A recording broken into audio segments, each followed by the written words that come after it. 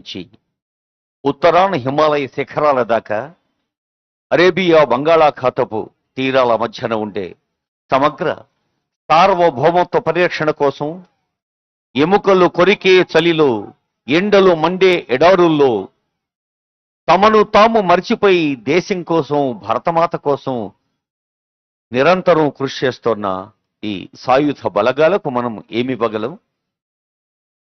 గుర్తు వచ్చినప్పుడల్లా మనస శిరస అందించే నమస్సులు. అదిగో గణతంత్ర దినోత్సవ వేడుకల్లో విశిష్ట అతిథిగా పాల్గొంటున్న గౌరవనీయులు డిప్యూటీ సీఎం మల్లు భట్టి విక్రమార్క గారికి స్వాగతం పలికారు సిఎస్ రామకృష్ణారావు గారు. గౌరవనీయులైన ఐటీ శాఖ మంత్రులు శ్రీధరబాబు గారు వేంచేస్తూ ఉన్నారు. ఇంకా కొందరు పెద్దలు ఇప్పటికే వేంచేసి ఉన్నారు.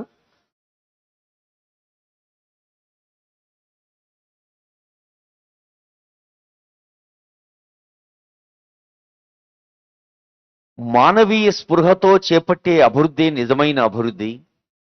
మనుషులందరికీ అందుబాటులో ఉండే సంక్షేమ సౌభాగ్యాలే నిజమైన తెలంగాణ వికాసం అని ప్రతి వేదికపై చెబుతూ ఉంటారు honourable deputy CM Mallu Bhatti Vikramarka గారు. గౌరవనీయులైన మల్లు భట్టి విక్రమార్క గారు తెలంగాణలోని ప్రతి క్షేత్రాన్ని వ్యక్తిగతంగా సందర్శించాలని పీపుల్స్ మార్చ్ ద్వారా తెలంగాణ గుండె చప్పుడు దగ్గరగా విని బడుగు బలహీన వర్గాలు దారిద్ర్య రేఖకు దిగువన ఉన్న వారి కష్టాల్ని సైతం దగ్గరగా చూసి వారి కష్టాల్ని దూరం చేసే ఒక అదృష్టం సౌభాగ్యం తెలంగాణ ప్రజ మాకిచ్చింది. ప్రజాపాలన ప్రభుత్వం పక్షాన గౌరవనీయులైన ముఖ్యమంత్రి రేవంత్ రెడ్డి గారి నేతృత్వంలో ఉప ముఖ్యమంత్రి గారు, మంత్రివర్యులు, ఇంకా ప్రజా ప్రతినిధులందరూ కలిసి చేస్తున్న కృషి తెలంగాణను ముందు వరుసలో ఉంచుతోంది యావత్ దేశంలో. Ladies and gentlemen, we are awaiting the arrival of our chief guest, Honorable Governor of Telangana, the first citizen of Telangana, and when he arrives, we would be having the buglers playing the fanfare.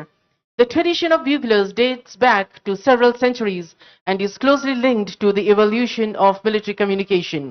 Before the invention of radios, buglers were used to transmit commands across long distance on the battlefield. They signal the arrival of dignitaries or the start of the march.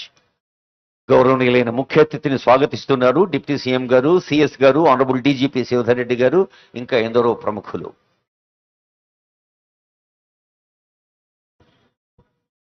Kindly watch at the screens. We can see the dignitaries aligned.